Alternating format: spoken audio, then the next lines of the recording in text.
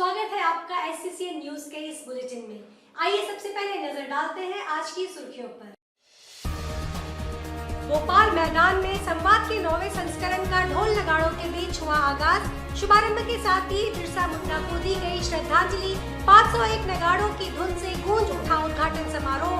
Tata steel foundation कर रहा जनजातीय सम्मेलन का आयोजन। देश भर से आए 186 जनजातियों के 2500 प्रतिनिधियों की हो रही मेजबानी। टाटा स्टील स्पोर्ट्स विभाग 20 नवंबर को करने जा रहा मैराथन दौड़ का आयोजन। मैराथन दौड़ में 5000 प्रतिभागियों के भाग लेने का अनुमान। 12 वर्ष से ऊपर आयु के प्रतिभागी शामिल हो सकते हैं मैराथन दौड़ में। टाटा स्टील कॉर्पोरेट विभाग के VP चाणक्य चौधरी ने दी मैराथन दौड़ की जानकारी। झारखंड राज्य बिजली कामगार यूनियन का 8-9 दिसंबर को राज्यव्यापी हड़ताल। यूनियन ने दी हड़ताल के दौरान ब्लैकआउट की चेतावनी। यूनियन ने झारखंड ऊर्जा विकास निगम के महाप्रबंधक के सामने रखी थी अपनी 9 सूत्री मांगे नहीं मानी गई तो यूनियन ने कर दी 2 दिवसीय हड़ताल की घोषणा। आइए बात करते हैं टाटा स्टील फाउंडेशन द्वारा आयोजित अखिल भारतीय जनजातीय सम्मेलन संवाद के शुभारंभ की। नवंबर 15, 2022 को वीर बिरसा मुंडा की जयंती पर भोपाल मैदान में टाटा स्टील फाउंडेशन की ओर से आयोजित अखिल भारतीय जनजातीय सम्मेलन संवाद का आज शुभारंभ हुआ। जनजातीय सम्मेलन यानी आगाज देश भर से आए 186 जनजातियों के 2500 से अधिक जनजातीय प्रतिनिधियों की मेजबानी कर रहा है।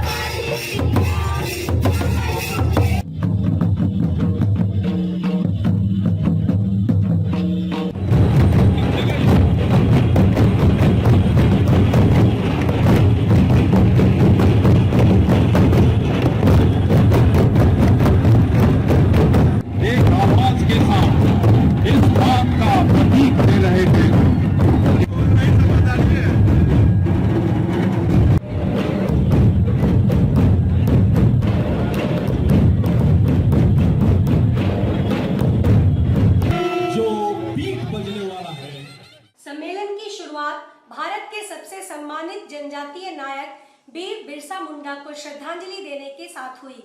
उद्घाटन समारोह 501 नगाड़ों की धुन से गूंज उठा। इस मौके पर धूमधाम के साथ जावा का अनावरण किया गया। माझी परगना महाल के पारंपरिक जनजातीय प्रमुख बैजो मुर्मू और दशमत हांसदा, मुंडा मनकी संघ के गणेशपत पिंगुआ और रामेश्वर सिंह कुटिया, 22 परहा के पुजार पोंगारी, मुंडा परहा रविंद्र बराइक, सभापति चिक समाज कौशिक चैटर्जी, टाटा स्टील के कार्यकारी निदेशक और मुख्य वित्तीय अधिकारी दीपक कपूर, टाटा स्टील के स्वतंत्र निदेशक Chanakya Chaudhary, Tata steel corporate services के वाइस प्रेसिडेंट और टाटा स्टील फाउंडेशन के डायरेक्टर ने सम्मेलन के शुरुआत की घोषणा की। उद्घाटन समारोह में झारखंड की लगभग 32 जनजातियों ने अपनी विविधता और एकता के साथ साथ राज्य की सांस्कृतिक विविधता को प्रदर्शित करते हुए झारखंड के रंग का प्रदर्शन किया। ये प्रदर्शन न सिर्फ संवाद में एकत्र हुए आदिवासी समुदायों के संघर्षों, आकांक्षाओं और सपनों की कहानी को जोड़ते हैं, बल्कि आदिवासी पहचान, संस्कृति, इतिहास और विरासत का जश्न भी मनाते हैं। जनजातीय पहचान को प्रदर्शित करने वाले संवाद कार्यक्रम का ये 9वां साल है, जो भोपाल मैदान में 15 से 19 नवंबर तक आयोजित किया जा रहा है। महामारी काल के बाद आयोजित संवाद 2022 करीब 200 जनजातियों के 2000 से ज्यादा लोगों की मेजबानी कर रहा है, जिसमें 23 राज्यों और 4 केंद्र शासित प्रदेशों के 27 विशेष रूप से कमजोर जनजातीय समूह शामिल हैं। हर साल संवाद एक विशिष्ट विषय से जुड़ा होता है, एक विषय जो आदिवासी पहचान के आसपास की कई चर्चाओं से उत्पन्न होता है। इस साल का विषय री इमेजिन है, जिसका उद्देश्य इस गतिशील समाज में सामाजिक परिवर्तन को सक्षम करने में आदिवासियों की भूमिका के बारे में बातचीत को बढ़ावा देना और समुदायों की आवाजों को सुनना है। ये सम्मेलन आदिवासियों के लिए भारत के सबसे बड़े मंच में से एक है, जहां आदिवासी कलाकार, बुनकर और कारीगर, संगीतकार, घरेलू रसोइये, विद्वान, फिल्म और कलाकार आदिवासी संस्कृति का जश्न मनाते दिखेंगे। आइए बात करते हैं टाटा स्टील द्वारा 20 नवंबर को आयोजित किए जा रहे मैराथन दौड़ की। जमशेदपुर में आगामी 20 नवंबर को टाटा स्टील स्पोर्ट्स विभाग द्वारा मैराथन दौड़ का आयोजन किया जा रहा है, जिसमें करीब 5000 प्रतिभागियों के शामिल होने का अनुमान है। बताते चले कि बुधवार को जेआरडी कॉम्प्लेक्स में आयोजित प्रेस वार्ता में टाटा स्टील कोऑपरेट के वीपी चाणक्य चौधरी ने इसकी जानकारी मीडिया को दी। उन्होंने बताया कि हर वर्ष इसका आयोजन किया जाता है। 12 वर्ष से ऊपर आयु के प्रतिभागी इसमें शामिल हो सकते हैं। 4 अलग अलग कैटेगरी में इसका आयोजन होगा, जिसमें 10 किलोमीटर, 7 किलोमीटर, 5 किलोमीटर एवं 2 किलोमीटर की दौड़ शामिल है। जेआरडी स्पोर्ट्स कॉम्प्लेक्स में ये दौड़ शुरू होगी, जो वापस वहीं आकर समाप्त होगी। तमाम कैटेगरी के लिए अलग अलग रूट निर्धारित किए गए हैं। पुरुष व महिला वर्ग के लिए समान पुरस्कार रखे गए हैं। फिटनेस इम्पोर्टेंट है और फन भी इम्पोर्टेंट है। दोनों चीज़ अगर हम हैंड टू हैंड लेके चलें तो इससे अच्छा कोई मैसेज नहीं हो सकता है। तो इसी में फिटनेस के लिए भी जगह है, आनंद के लिए भी जगह है, फन के लिए। सो जिस कैटेगरी में आप आएँ उसके लिए आज पार्टिसिपेट करें। दूसरी चीज़ ये है कि पिछले 2 साल में हम सब ने देखा है, आपने भी देखा, हमने भी देखा है, जब पेंडेमिक हुआ और सबको घरों में अंदर बंद कर दिया गया, मतलब एक महामारी थी, हम लोग सब बंद थे घर के अंदर। उस टाइम पे आदमी को इम्पोर्टेंस रियलाइज़ होती है आउटडोर की। उस टाइम इम्पोर्टेंस नज़र आई कि हम लोग हेल्थ कॉन्शियस होने से क्या फ़ायदा है, और ये मौका है कि हम लोग सब मिलके अपने लिए भागें। पैदल चलना है पैदल चलिए, बट एक संडे मॉर्निंग को एंजॉय करना चाहिए। और वैसे भी अब विंटर सीज़न आ रहा है और जमशेदपुर में ये 2-3 महीने ही हैं जो कि सब लोग एंजॉय करते हैं अच्छे से। चाहे आप पार्क में पिकनिक मनाने जाते हैं, अभी हम लोग बात कर रहे थे कि जामेट स्ट्रीट को फिर से शुरू किया जाए, जो एक संडे को होता था, या फिर डॉग शो होगा, फ्लावर शो होगा, ये सब अभी आएगा 2-3 महीना में। तो इसीलिए उसकी शुरुआत मुझे लगता है इन सम वे संवाद से हुई, अब इस रन के साथ होगी। खुशी है कि फिर से हम लोग का एक रन होने जा रहा है, जो कि हमने कुछ साल पहले शुरू किया था जमशेदपुर में 20 तारीख को, और अभी तक तकरीबन 3800 से 4000 की रजिस्ट्रेशन हुई है। लेकिन एक क्वेश्चन आप लोगों ने पहले भी पूछा कि कितना रजिस्ट्रेशन हुआ है, नंबर कम है, ज़्यादा है। ये रन मैक्सिमम में है 10 किलोमीटर का। इसमें 4 कैटेगरी हैं, 10, 7, 5 और 2। और मेरे जैसे कलीग्स बता रहे थे कि सबसे ज़्यादा जो रन का इम्पोर्टेंस देखा जाता है वो है 10 किलोमीटर में। और इस बार पहली बार ऐसा हुआ है कि अभी तक जो रजिस्ट्रेशन हुई है उसमें 1000 से ऊपर 10 किलोमीटर के लिए रजिस्ट्रेशन है, जो कि पिछले सालों में कभी 200 और 400 से ऊपर नहीं गया। क्योंकि आप फिर देखते हैं कि 10 किलोमीटर में अगर लोग भाग रहे हैं तो इसका मतलब है सीरियस रनर्स हैं। अगर मैं जा रहा हूँ 2 किलोमीटर में तो वो फिर मैं टहलने जा रहा हूँ, ठीक है ना। तो पिछले सालों में हमने देखा है कि आंकड़ों में कितने 10 किलोमीटर के लिए, कितने 5, कितने 7, तो 10 में 300-400 लोग भागते हैं, उसके बाकी 5 में होंगे या 7 में होंगे। इस बार अभी तक हमने देखा है कि 1000 से ऊपर लोग भाग रहे हैं। सो आई थिंक उसकी सक्सेस इस पॉइंट ऑफ व्यू से भी देखनी चाहिए। दूसरा ये है कि इस बार एक 2 किलोमीटर का एडिशनल कैटेगरी ऐड किया गया है, क्योंकि हम लोग फर्स्ट टाइम जमशेदपुर रन को हमने रजिस्टर करवाया है एथलेटिक फेडरेशन ऑफ इंडिया में, स्टेट के फेडरेशन ने भी किया है।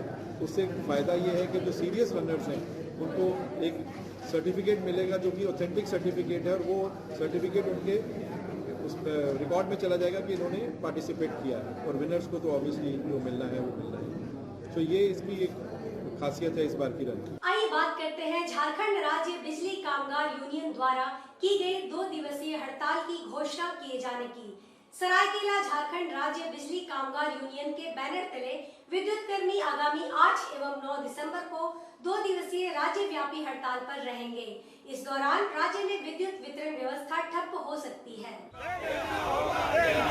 100% ऊर्जा भत्ता देना होगा, देना होगा, देना होगा। जो हमसे टकराएगा हो जाएगा। इनकलाब जिंदाबाद, जिंदाबाद, जिंदाबाद। सभी मांगों सभी को प्रमोशन देना होगा, देना होगा, देना होगा। और जोर जुल्म के टक्कर में संघर्ष हमारा नारा है। और जोर जुल्म के टक्कर में संघर्ष हमारा के टक्कर में संघर्ष हमारा नारा है। इनकलाब जिंदाबाद, जिंदाबाद, जिंदाबाद। 100% ऊर्जा भत्ता देना होगा, देना होगा, देना होगा, देना होगा। सभी को प्रमोशन देना होगा, देना होगा, देना होगा। इनकलाब जिंदाबाद, जिंदाबाद, जिंदाबाद। इनकलाब जिंदाबाद, जिंदाबाद। बुधवार को झारखंड राज्य बिजली कामगार यूनियन के प्रदेश महामंत्री रामकृष्ण सिंह के नेतृत्व में बिजली कामगारों ने आदित्यपुर स्थित विद्युत अधीक्षण अभियंता कार्यालय के समक्ष पद यात्रा कर हल्ला बोल रैली निकाली। साथ ही अपने लंबित मांगों की पूर्ति हेतु 2 दिवसीय हड़ताल की भी घोषणा कर दी। यूनियन के प्रदेश महामंत्री रामकृष्ण सिंह ने बताया कि विद्युत कर्मियों को 6% ऊर्जा भत्ता देना, ग्रेड पे 27,100 को बढ़ाकर 30,000 करने, काल अवधि समाप्त होते ही पदोन्नति देने, पुरानी पेंशन व्यवस्था लागू करने, स्थानांतरण किए गए कामगारों को पुनः वापस लाने, ओवरटाइम भुगतान करने, त्योहारों पर अग्रिम 10,000 का भुगतान करने, 2009 में हुई नियुक्तियों को बरकरार रखने और 2018 के परीक्षा में उत्तीर्ण कर्मियों को बहाल करने समेत 9 सूत्री प्रमुख मांगे झारखंड ऊर्जा विकास निगम के महाप्रबंधक के सामने रखी गयी। उन्होंने बताया कि 4 बार समझौता होने के बावजूद महाप्रबंधक द्वारा मांगों की पूर्ति नहीं की जा रही है। नतीजतन अब यूनियन के कामगार हड़ताल पर जाएंगे। इस मौके पर अनंत सिंह, सुनील सिंह, सुरेश राय, सीके पासवान, अशोक शर्मा, अब्दुल कयूम अंसारी आदि मौजूद रहे। हम लोग का मेन मांग है 6% ऊर्जा भत्ता का भुगतान करना, जो बिहार में 18 में ही लागू कर दिया। हम लोग का मांग है कि जो भी आदमी का प्रमोशन नहीं हुआ है उन लोगों को प्रमोशन दीजिए। जो भी ग्रेजुएट आज इंटरव्यू दे करके बैठे हुए हैं, पास किए हुए हैं, उनका भी रिजल्ट बंद कर दिया है बिजली बोर्ड, उसको सबको बहाली करे। 2009 में जो बहाली हुई है उसका कोई कारण नहीं है रिवर्ट करने का। ज्वाइनिंग भी करा गया, उसके बाद रिवर्ट कर दिया है। उसको नौकरी दो और ओवरटाइम का भुगतान करो, प्रमोशन दो, मेडिकल जितना है पेंडिंग तुम्हारे यहाँ उसको तुम पास करो। यही सब लेकर के और 20 सूत्री मांग है, जिसके चलते हम लोग पूरे राज्य में हल्ला बोल रैली निकाल रहे हैं ताकि हमारा मांग की पूर्ति हो। लेकिन एकदम कान में ठेपा दे करके सोया हुआ। आइए बात करते हैं यूनाइटेड क्लब में आयोजित बिलियर्ड एंड स्नूकर प्रतियोगिता के समापन की। स्थानीय यूनाइटेड क्लब में 6 नवंबर से 15 नवंबर तक चले बिलियर्ड एंड स्नूकर प्रतियोगिता 6वां रेड स्नूकर के साथ ही समाप्त हो गई। बतौर मुख्य अतिथि Jharkhand state billiards and snooker association के अध्यक्ष अतुल टांग ने विजेताओं को पुरस्कृत किया और उन्हें विजेता ट्रॉफी दी। इस मौके पर बोलते हुए अतुल टांग ने बताया कि Jharkhand state billiard and snooker association इस खेल को झारखंड में उच्च स्तर तक पहुंचाने के लिए काम कर रहा है। एसोसिएशन की ओर से अध्यक्ष अतुल टांग के अलावे विशिष्ट अतिथि विपुल कुमार अमीन, एसोसिएशन के उपाध्यक्ष अर्शित परेरा और सुभाष चंद्र तथा कोऑर्डिनेटर कमलेश कुमार भी इस मौके पर उपस्थित रहे। झारखंड स्नूकर चैंपियनशिप के विजेता जमशेदपुर के अनीश पारिक रहे, उन्हें विजेता ट्रॉफी दी गई, जबकि उप विजेता रांची की दिव्या ज्योति रही।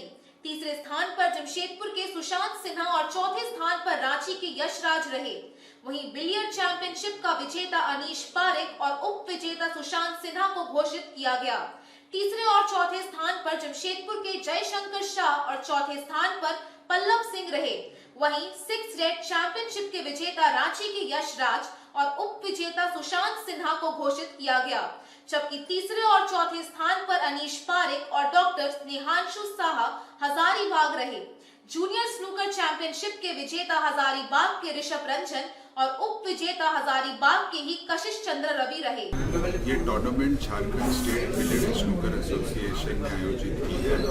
ये स्टेट रैंकिंग टूर्नामेंट है और यहाँ के टॉप 3 टॉप 4 प्लेयर्स झारखंड को नेशनल्स में रिप्रेजेंट करेंगे, जो 25 नवंबर से 29 दिसंबर तक इस साल इंदौर में खेले जाने वाली है। यहाँ 4 कैटेगरी की इवेंट्स हुए हैं। जूनियर स्नूकर में कशिश चंद्र रवि नंबर 2 और ऋषभ रंजन नंबर 1 रहे हैं। वो दोनों जूनियर्स झारखंड को नेशनल में रिप्रेजेंट करेंगे। सीनियर बिलियर्ड्स में सुशांत सिन्हा नंबर 2 और अनीश पारेख नंबर 1, ये दोनों झारखंड को नेशनल्स में रिप्रेजेंट करेंगे। 6 रेड स्नूकर में सुशांत सिन्हा नंबर 2, यश किंगर नंबर 1, ये दोनों झारखंड को नेशनल्स में रिप्रेजेंट करेंगे। और सीनियर स्नूकर में दिव्य ज्योति नंबर 2 और अनीश पारेख नंबर 1, ये दोनों झारखंड को नेशनल्स में इस साल रिप्रेजेंट करेंगे। आइए बात करते हैं दलमा वन्य प्राणी आश्रयनी से एक हाथी के चांडिल डैम एरिया में पहुंचने के बाद बने माहौल की। चांडिल बहुउद्देशीय परियोजना के तहत बने चांडिल डैम नौका विहार में आज सुबह दलमा वन्य प्राणी आश्रयनी से एक विशालकाय गजराज आ पहुंचा। हाथी के पहुंचने के बाद चांडिल डैम और उसके आसपास अफरा तफरी का माहौल था। कुछ लोगों ने दूर से गजराज की वीडियो बनानी शुरू की तो कुछ लोग भयवश होटल में जाकर दुबक गए। चांडिल डैम पहुंचा जंगली हाथी दरअसल कौतूहल का केंद्र बन गया। हाथी को देखने काफी लोग जमा हो गए। गजराज अपने धुन में मस्त होकर नौका विहार में प्रवेश कर गया। लोग दूरी बनाकर उसके पीछे पीछे चलने लगे तो कोई लोग डर से होटल में छुप गए। चांडिल डैम स्थित विजय होटल के सीसीटीवी कैमरे में गजराज की पूरी गतिविधियां रिकॉर्ड हो गईं। जानकारों का कहना है कि प्रत्येक वर्ष गजराजों का एक समूह दलमा सेंचुरी से चांडिल नौका विहार भ्रमण करने पहुंचता है। डैम के जंगल में डेरा डालकर कुछ दिनों रहता है। बुधवार सुबह 7:20 पर यह गजराज डैम एरिया में देखा गया। उसके बाद से पर्यटकों में थोड़ा भय का माहौल बन गया। दरअसल सुबह से पर्यटक चांडिल डैम नौका विहार में भ्रमण को पहुंचने लगे हैं। चांडिल बांध नौका विहार के पास जंगल में जहां गजराज का विचरण केंद्र रहता है, वहां कुछ स्थानीय युवकों द्वारा पर्यटकों के लिए लॉजिंग की व्यवस्था की गई है। मंगलवार को उसका विधिवत उद्घाटन भी किया गया। जंगली जानवरों से बचाव के लिए ये भविष्य में बेहतर साबित होगा। आइए बात करते हैं चक्रधरपुर में हिंदूवादी नेता कमलदेव गिरी की हत्या के विरोध में हिंदूवादी संगठनों में उबाल की। चक्रधरपुर में हिंदूवादी नेता कमलदेव गिरी की हत्या के विरोध में पूरे राज्य भर से हिंदूवादी नेता व कार्यकर्ता चक्रधरपुर के लिए रवाना हो गए हैं। जमशेदपुर से भी हिंदू उत्सव समिति के सैकड़ों कार्यकर्ता बुधवार को चक्रधरपुर के लिए रवाना हुए।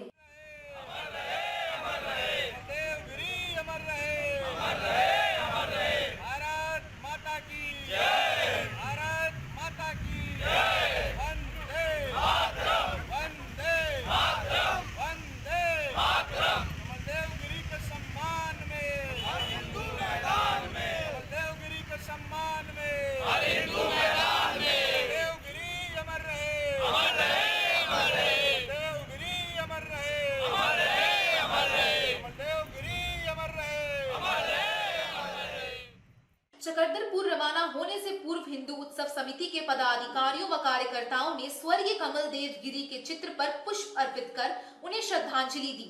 इस दौरान समिति के सदस्य रवि सिंह ने कहा कि स्वर्गीय कमलदेव गिरी की बम मारकर हत्या की गई।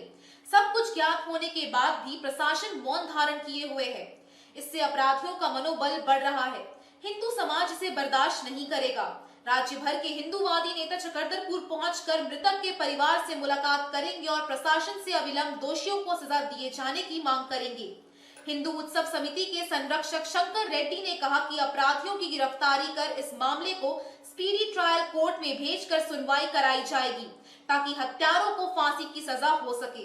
परिवार से मिलने जा रहे हैं। हम लोग मांग है कि भाई जो हत्या का आरोपी जो उसको फांसी का सजा दिया। अभी तो यहाँ पर ही हिंदू उत्सव समिति का सभी कार्यकर्ता है, कुछ लोग आदितपुर में हैं, कुछ सरायकेला में। हम सभी मिल के वहाँ पर एकत्रित होकर जाएंगे उन सब परिवार से मिलने। यही हम लोग पुलिस से प्रशासन से मांग करने जाएंगे कि अभी तक हत्या आरोपी को क्यों नहीं गिरफ्तार किया जाए, इनको जल्द से जल्द गिरफ्तार किया जाए और इनको सजा दिया जाए।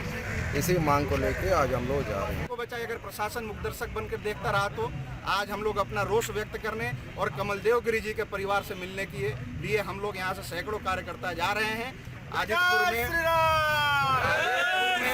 जो है कुछ कार्यकर्ता हम लोग के प्रतीक्षा कर रहे हैं, उसके बाद सरायकिला में कुछ प्रतीक्षा कर रहे हैं। सब लोग मिल करके और बहुत ही शांतिपूर्ण तरीके से, हमारा कोई आंदोलन का कार्यक्रम नहीं है, बस यह मांग है कि हत्यारों को पकड़ा जाए और उनको फांसी की सजा दी जाए। बस इस मांग को लेकर हिंदू उत्सव समिति चक्रधरपुर की ओर कूच कर रही है। हम लोग के साथ हमारे संरक्षक आदरणीय शंकर रेड्डी जी हैं, मुन्ना सिंह जी हैं और यहाँ पे सैकड़ों कार्यकर्ता हैं। आगे और भी कार्यकर्ता जुड़ते जाएंगे और चक्रधरपुर में जाकर हम लोग शांतिपूर्ण तरीके से परिवार से मिल करके अपना रोष व्यक्त करेंगे और ढांढस बनाने का कार्य करेंगे। आज के इस बुलेटिन में बस इतना ही।